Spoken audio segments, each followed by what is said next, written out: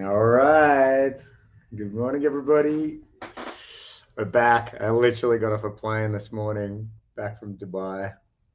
It's intense, like that 6 hour time zone difference. But here I am. And because we say we're going to do it every week, we do it every week. And we're going to do book club. So, where we're up to is we're still in chapter one. And we are going to be finishing that today, actually, finishing chapter one.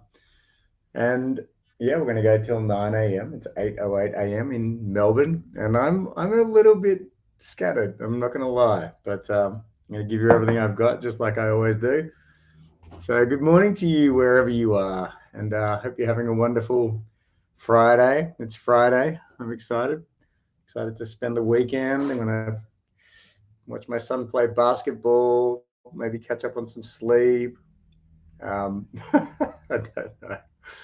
I don't know. But here we go. Let's into the book, shall we? Well, let's see. We'll wait for a couple more people to join in. Feel free to comment as we go. This is the way that we roll here. So the book club is definitely something that's better if it's interactive. If it's just my insights, that's a bit boring. So let's get as many people contributing as we can. And this is not financial advice, definitely not. This is just people getting together and sharing knowledge. So would love you to share your thoughts, insights. Investing is a roller coaster, and especially when you're in the world of crypto. So not only does it take courage to even invest in the first place, but then it takes courage to stick with it when things are not great. Sometimes it's not smart to stick with it as well, let's face it. But yeah, this is where we're at. And I'm definitely invested in crypto, and a lot of people around me are. And what I find is that there's a lot of knowledge that applies from just money smarts, being better with money, continuing to become more financially literate translates to the new realms of crypto as well, right? So that's what I'm focused on. I want financial literacy for people, not just to be on this roller coaster, because it's really scary if you're just investing and watching money come and go and come and go. But if you can zoom out and have like a longer kind of time horizon, then it's nowhere near as scary. All right, so I think we can dive in. We've got a couple of people watching, so I'm not sure how many are watching, but quite a few, I guess. We're broadcasting across like 8 different mediums here, to all the fight legends social media, to my social media, and yeah, there's a lot of people in those groups. So thanks for watching, and let's have a listen to the audio book for Rich Dad Poor Dad. We'll keep going, and we'll stop regularly and have a chat. And thanks again for being here. Have a choice of thoughts rather than a knee-jerk reaction, like gulping down your morning coffee and running out the door. Remember what I said before. A job is only a short-term solution to a long-term problem. Most people have only one problem in mind, and it's short-term. It's the bills at the end of the month, the tar baby. Money controls their lives, or should I say the fear and ignorance about money controls it. So they do as their parents did. They get up every day and go work for money, not taking the time to ask the question, is there another way? Their emotions now control their thinking, not their heads. Can you tell the difference between emotions thinking and the head thinking? Mike asked. Oh, yes, I hear it all the time, said Rich Dad. I hear things like, well, everyone has to work, or the rich are crooks, or I'll get another job. I deserve this raise. You can't push me around. Or I like this job because it's secure. No one asks, is there something I'm missing here? Which would break through the emotional thought and give you time to think clearly. As we headed back to the store, Rich Dad explained that the rich really did make money. They did not work for it.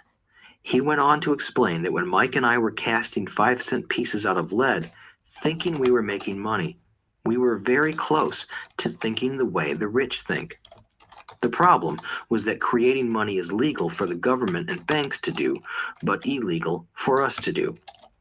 There are legal ways to create money from nothing, he told us. Rich Dad went on to explain that the rich know that money is an illusion, truly like the carrot for the donkey. It's only out of fear and greed that the illusion of money is held together by billions of people who believe that money is real. It's not. Money is really made up. It is only because of the illusion of confidence and the ignorance of the masses that this house of cards stands. He talked about the gold standard that America was on, and that each dollar bill was actually a silver certificate. What concerned him was the rumor that we would someday go off the gold standard and our dollars would no longer be backed by something tangible. If that happens, boys, all hell will break loose. The poor, the middle class, and the ignorant will have their lives ruined simply because they will continue to believe that money is real and that the company they work for, or the government, will look after them. We really did not understand what he was saying that day, but over the years, it made more and more sense. Seeing what others miss. As he climbed into his pickup truck outside his convenience store, Rich Dad said, "Keep working, boys, but the sooner you forget about needing a paycheck, the easier your adult life will be. Keep using your brain. Work for free, and soon your mind will show you ways of making money far beyond what I could ever pay you. You will see things that other people never see. Most people never see these opportunities because they're looking for money and security, so that's all they get. The moment you see one opportunity, you'll see them for the rest of your life. The moment you do that, I'll teach you something else. Learn this, and you'll avoid one of life's biggest traps." Mike and I picked up our things from the store and waved goodbye to Mrs. Martin. We went back to the park, to the same picnic bench, and spent several more hours thinking and talking. We spent the next week at school thinking and talking too. For 2 more weeks, we kept thinking, talking, and working for free. At the end of the second Saturday, I was again saying goodbye to Mrs. Martin and looking at the comic book stand with a longing gaze. The hard thing about not even getting 30 cents every Saturday was that I didn't have any money to buy comic books. Suddenly, as Mrs. Martin said goodbye to Mike and me, I saw her do something I'd never seen her do before. Mrs. Martin was cutting the front page of the comic book in half. She kept the top half of the comic book cover and threw the rest of the book into a large cardboard box. When I asked her what she did with the comic books, she said, "I throw them away. I give the top half of the cover back to the comic book distributor for credit when he brings in the new comics. He's coming in an hour." Mike and I waited for an hour. Soon, the distributor arrived, and I asked him if we could have the comic books. To my delight, he said, "You can have them if you work for this store and do not resell them." Remember our old business partnership? Well, Mike and I revived it. Using a spare room in Mike's basement, we began piling hundreds of comic books in that room. Soon, our comic book library was open to the public. We hired Mike's younger sister, who loved to study, to be head librarian. She charged each child 10 cents admission to the library, which was open from 2:30 p.m. to 4:30 p.m. every day after school. The customers, the children of the neighborhood, could read as many comics as they wanted in 2 hours. It was a bargain for them since a comic cost 10 cents each, and they could read 5 or 6 in 2 hours. Mike's sister would check the kids as they left to make sure they weren't borrowing any comic books. She also kept the books, logging in how many kids showed up each day, who they were, and any comments they might have. Mike and I averaged $9.50 per week over a 3-month period. We paid his sister $1 a week and allowed her to read the comics for free, which she rarely did since she was always studying. Mike and I kept our agreement by working in the store every Saturday and collecting all the comic books from the different stores. We kept our agreement to the distributor by not selling any comic books. We burned them once they got too tattered. We tried opening a branch office, but we could never quite find someone as trustworthy and dedicated as Mike's sister. At an early age, we found out how hard it was to find good staff. 3 months after the library first opened, a fight broke out in the room. Some bullies from another neighborhood pushed their way in, and Mike's dad suggested we shut down the business.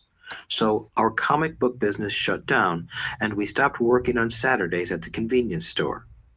But Rich Dad was excited because he had new things he wanted to teach us.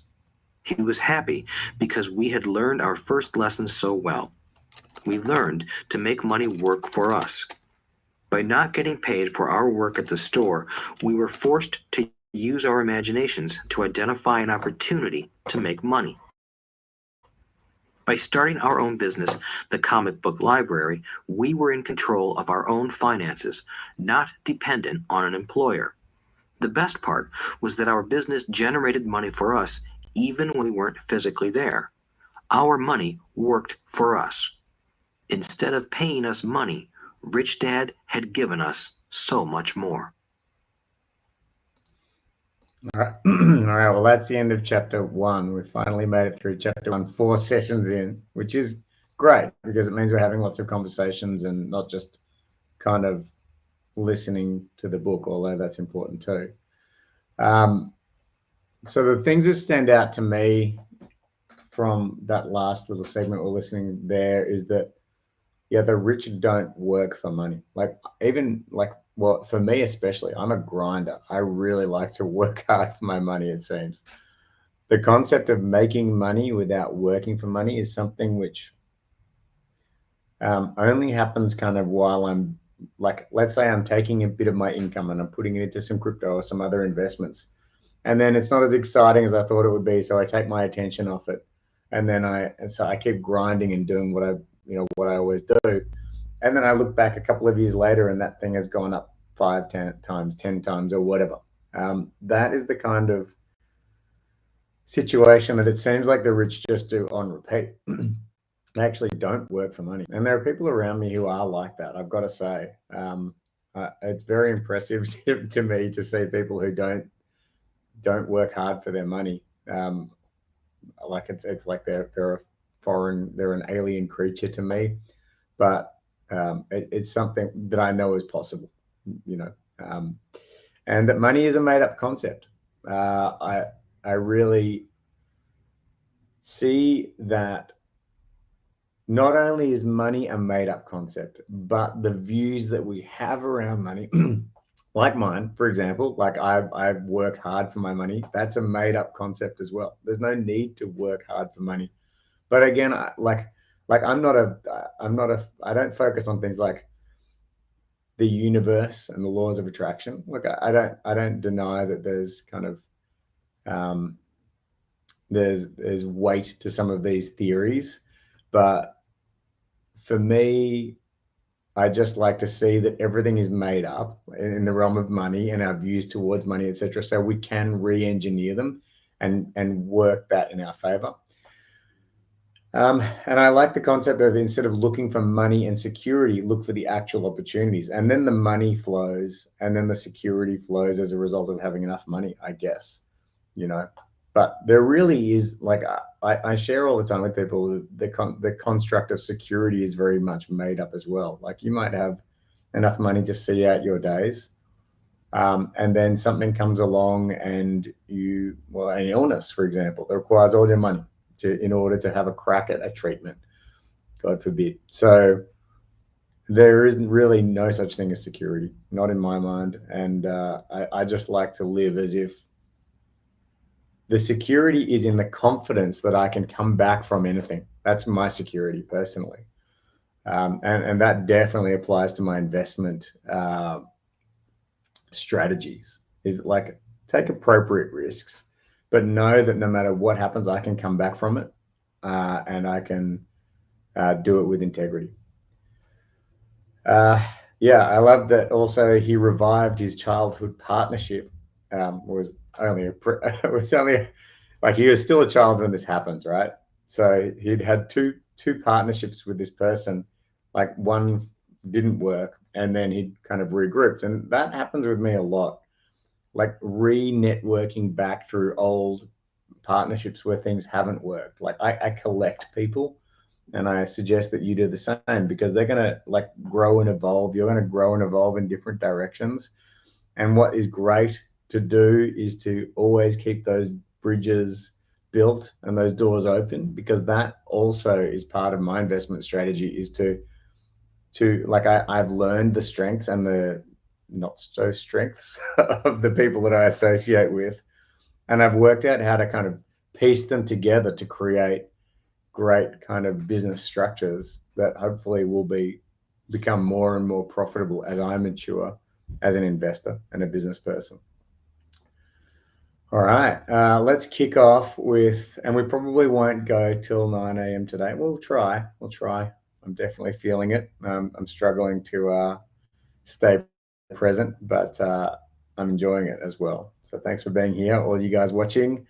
Hope you're getting something out of Rich Dad, Poor Dad, and the Friday review. I literally got off a plane at 6:30 a.m. to 8:24 a.m. And it was a 14-hour flight, 6-hour time zone difference. So I'm hanging in there, feeling all right. Chapter 2, Lesson 2, Why Teach Financial Literacy? It's not how much money you make, it's how much money you keep. Mm. In 1990, Mike took over his father's empire and is, in fact, doing a better job than his dad did. We see each other once or twice a year on the golf course. He and his wife are wealthier than you can imagine. Rich Dad's empire is in great hands, and Mike is now grooming his son to take his place, as his dad had groomed us. In 1994, I retired at the age of 47, and my wife Kim was 37. Retirement does not mean not working. For us, it means that, barring unforeseen cataclysmic changes, we can work or not work, and our wealth grows automatically, staying ahead of inflation. Our assets are large enough to grow by themselves. It's like planting a tree. You water it for years, and then one day it doesn't need you anymore. Its roots are implanted deep enough. Then the tree provides shade for your enjoyment. Mike chose to run the empire, and I chose to retire. Whenever I speak to groups of people, they often ask what I would recommend that they do. How do I get started? Is there a book you would recommend? What should I do to prepare my children? What is your secret to success? How do I make millions? Whenever I hear one of these questions, I'm reminded of the following story. The Richest Businessmen. In 1923, a group of our greatest leaders and richest businessmen held a meeting at the Edgewater Beach Hotel in Chicago. Among them were Charles Schwab, head of the largest independent steel company; Samuel Insull, president of the world's largest utility; Howard Hobson, head of the largest gas company; Ivar Kruger, president of International Match Company, one of the world's largest companies at that time; Leon Fraser, president of the Bank of International Settlements; Richard Whitney, president of the New York Stock Exchange; Arthur Cotton and Jesse Livermore, two of the biggest stock speculators; and Albert Fall, a member of President Harding's cabinet. 25 years later, 9 of these titans ended their lives as follows. Schwab died penniless after living for 5 years on borrowed money. Insull died broke in a foreign land, and Kruger and Cotton also died broke. Hobson went insane. Whitney and Albert Fall were released from prison, and Fraser and Livermore committed suicide. I doubt if anyone can say what really happened to these men. If you look at the date, 1923, it was just before the 1929 market crash and the Great Depression, which I suspect had a great impact on these men and their lives. The point is this: Today, we live in times of greater and faster change than these men did. I suspect there will be many booms and busts in the coming years that will parallel the ups and downs these men faced. I am concerned that too many people are too focused on money and not on their greatest wealth, their education. If people Mm, are prepared to be flexible, keep an open mind, and learn, they will grow richer and richer despite tough changes. If they think money will solve problems, they will have a rough ride. Intelligence solves problems and produces money. Money without financial intelligence is money soon gone. Most people fail to realize that in life, it's not how much money you make, it's how much money you keep. We've all heard stories of lottery winners who are poor, then suddenly rich, and then poor again. They win millions, yet are soon back where they started. Or stories of professional athletes who at the age of 24 are earning millions, but are sleeping under a bridge 10 years later. I remember a story of a young basketball player who a year ago had millions. Today, at just 29, he claims his friends, attorney, and accountant took his money and he was forced to work at a car wash for minimum wage. He was fired from the car wash because he refused to take off his championship ring as he was wiping off the cars. His story made national news and he is appealing his termination, claiming hardship and discrimination. He claims that the ring is all he has left, and if it was stripped away, he'll crumble. I know so many people who became instant millionaires, and while I am glad some people have become richer and richer, I caution them that in the long run, it's not how much money you make, it's how much you keep and how many generations you keep it.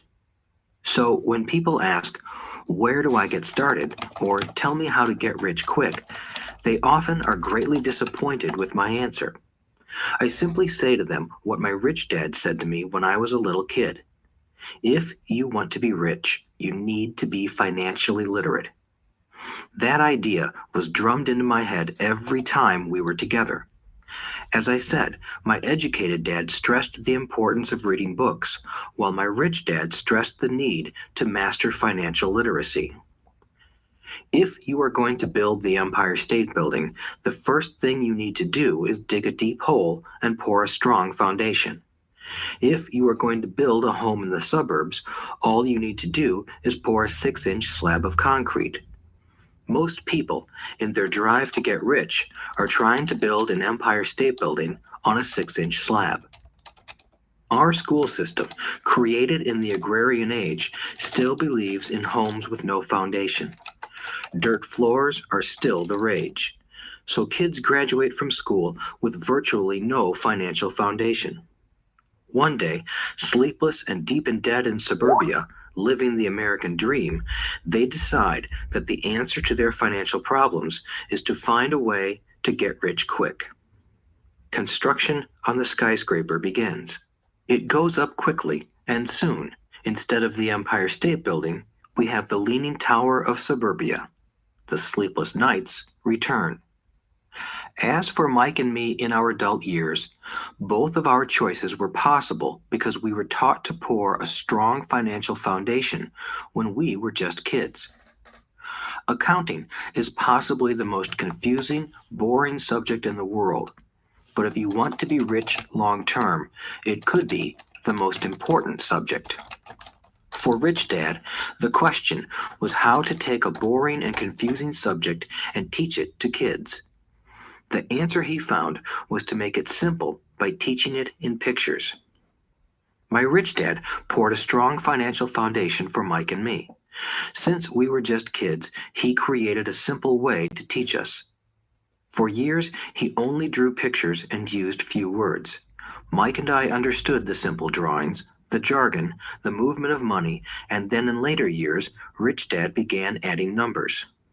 Today, Mike has gone on to master much more complex and sophisticated accounting analysis because he had to in order to run his empire. I am not as sophisticated because my empire is smaller, yet we come from the same simple foundation. Over the following pages, we will discuss those same simple line drawings Mike's dad created for us. Though basic, those drawings helped guide two little boys in building great sums of wealth on a solid and deep foundation. Rule number 1, you must know the difference between an asset and a liability, and buy assets. If you want to be rich, this is all you need to know. It is rule number 1. It is the only rule.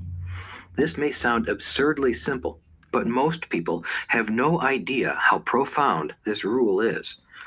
Most people struggle financially because they do not know the difference between an asset and a liability. Rich people acquire assets. The poor and middle class acquire liabilities that they think are assets, said Rich Dad. When Rich Dad explained this to Mike and me, we thought he was kidding. Here we were, nearly teenagers, and waiting for the secret to getting rich, and this was his answer. It was so simple that we stopped for a long time to think about it. "What is an asset?" asked Mike. "Don't worry right now," said Rich Dad. "Just let the idea sink in. If you can comprehend the simplicity, your life will have a plan and be financially easy. It is simple. That is why the idea is missed." "You mean all we need to know is what an asset is, acquire them, and we'll be rich?" I asked. Rich Dad nodded his head. "It's that simple." "If it's that simple, how come everyone is not rich?" I asked. Rich Dad smiled. "Because people do not know the difference between an asset and a liability." I remember asking, how could adults be so misguided? If it is that simple, if it is that important, why would everyone not want to find out? It took Rich Dad only a few minutes to explain what assets and liabilities were. As an adult, I have difficulty explaining it to other adults. The simplicity of the idea escapes them because they have been educated differently. They were taught by other educated professionals, such as bankers, accountants, real estate agents, financial planners, and so forth. The difficulty comes in asking adults to unlearn or become children again. An intelligent adult often feels it is demeaning to pay attention to simplistic definitions. Rich Dad believed in the KISS principle: keep it simple, stupid, or keep it super simple. So he kept it simple for us, and that made our financial foundation strong. So what causes the confusion? How could something so simple be so screwed up? Why would someone buy an asset that was really a liability? The answer is found in basic education. We focus on the word literacy and not financial literacy. What defines something to be an asset or a liability are not words.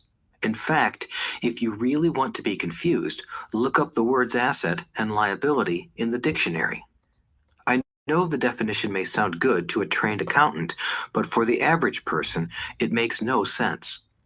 But we adults are often too proud to admit that something does not make sense.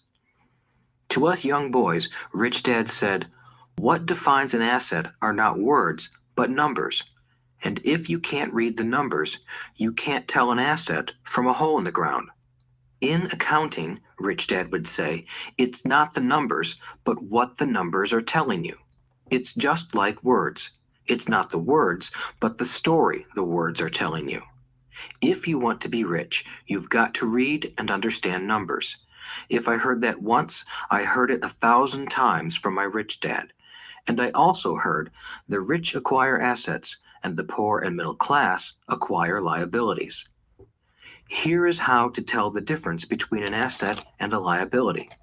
Most accountants and financial professionals do not agree with the definitions, but these simple drawings were the start of strong financial foundations for two young boys. An asset is something that puts money in my pocket. A liability is something that takes money out of my pocket. This is really all you need to know. If you want to be rich, simply spend your life buying assets. If you want to be poor or middle class, spend your life buying liabilities. Illiteracy, both in words and numbers, is the foundation of financial struggle. If people are having difficulties financially, there is something that they don't understand, either in words or numbers. The rich are rich because they are more literate in different areas than people who struggle financially. So, if you want to be rich and maintain your wealth, it's important to be financially literate in words as well as numbers. Numbers alone mean little, just as words out of context mean little. It's the story that counts. In financial reporting, reading numbers is looking for the plot, the story of where the cash is flowing. In 80% of most families, the financial story paints a picture of hard work to get ahead. However, this effort is for naught because they spend their lives buying liabilities instead of assets. Everyone has living expenses, the need for food, shelter, and clothing. It is the cash flow that tells the story of how a person handles their money. The reason I started with the story of the richest men in America is to illustrate the flaw in believing that money will solve all problems.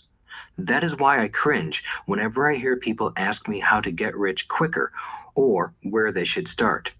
I often hear, "I'm in debt, so I need to make more money." But more money will often not solve the problem.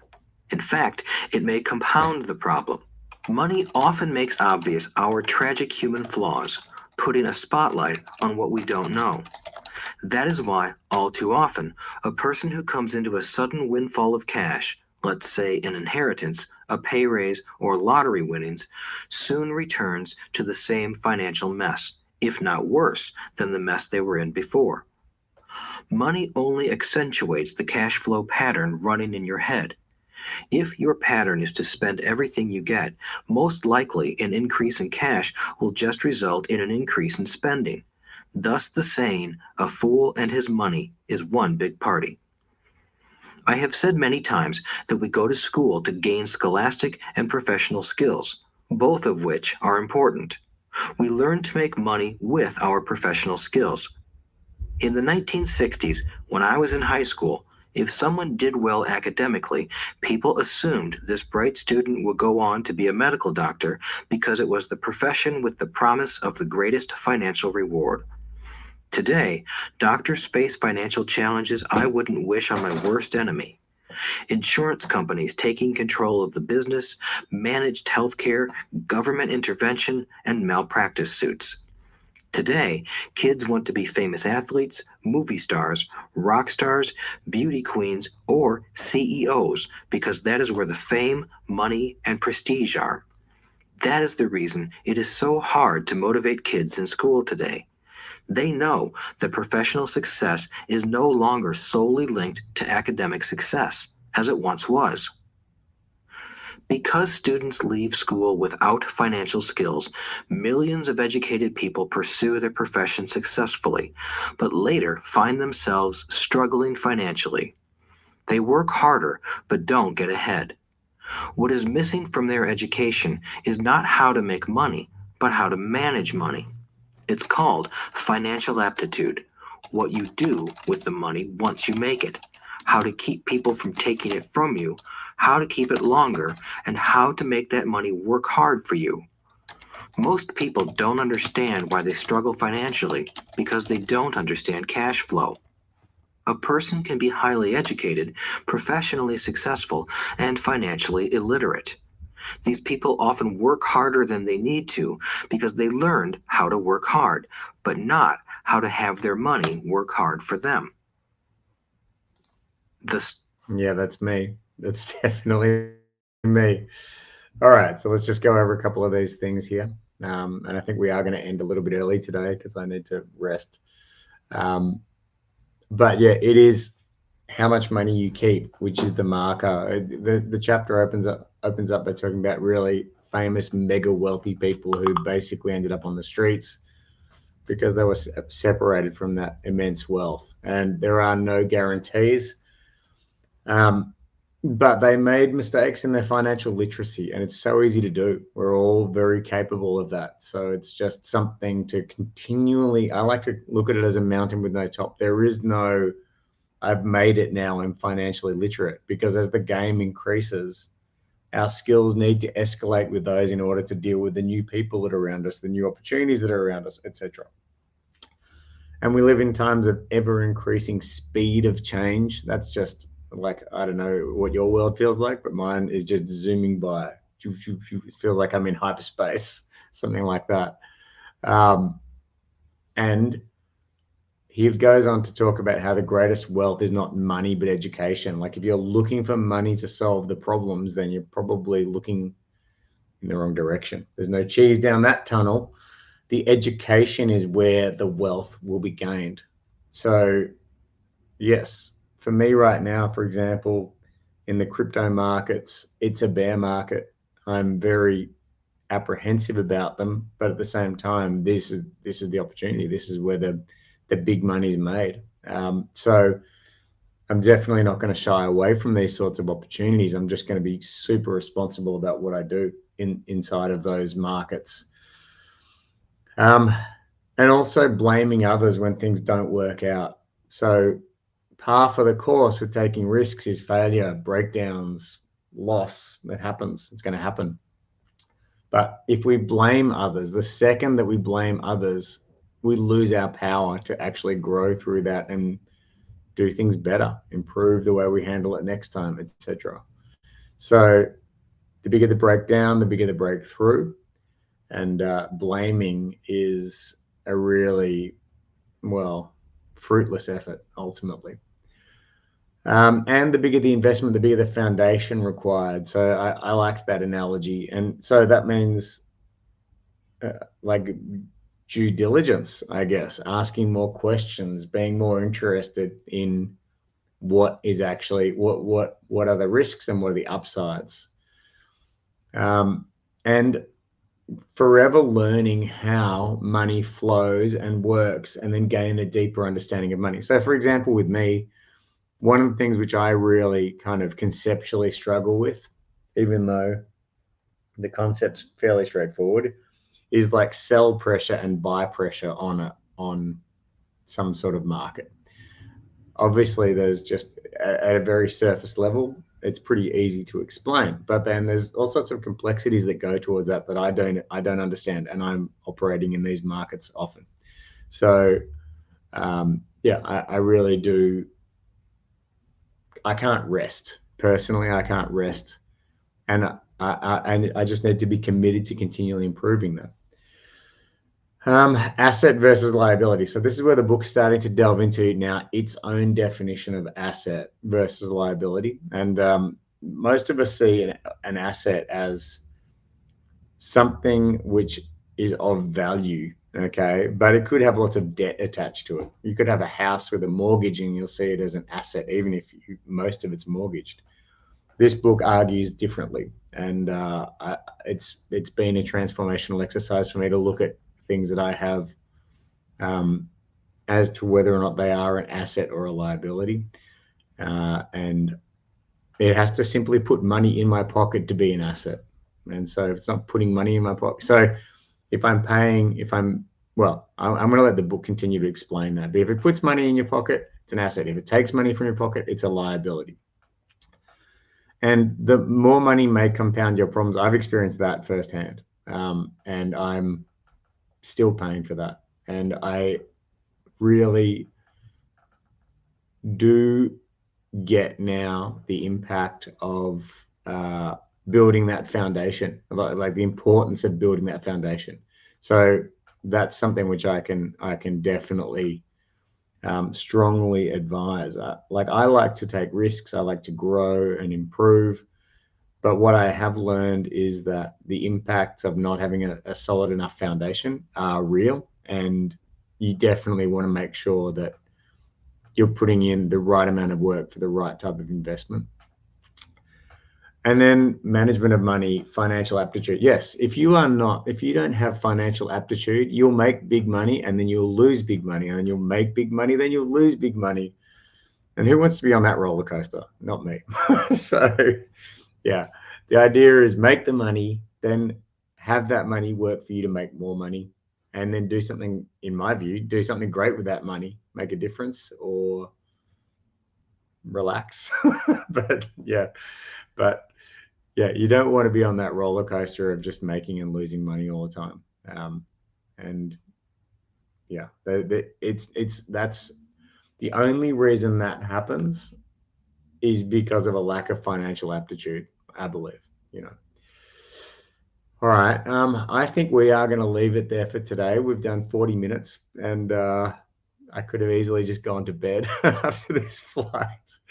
But I really thank you all. I really wish you a happy Friday, a great weekend, wherever you are in the world, wherever you're watching. Thank you so much. And we're going to keep going every week. We're going to do this. We're going to keep powering through and becoming more financially literate, having better financial aptitude. So peace out for now, and I'll catch you soon.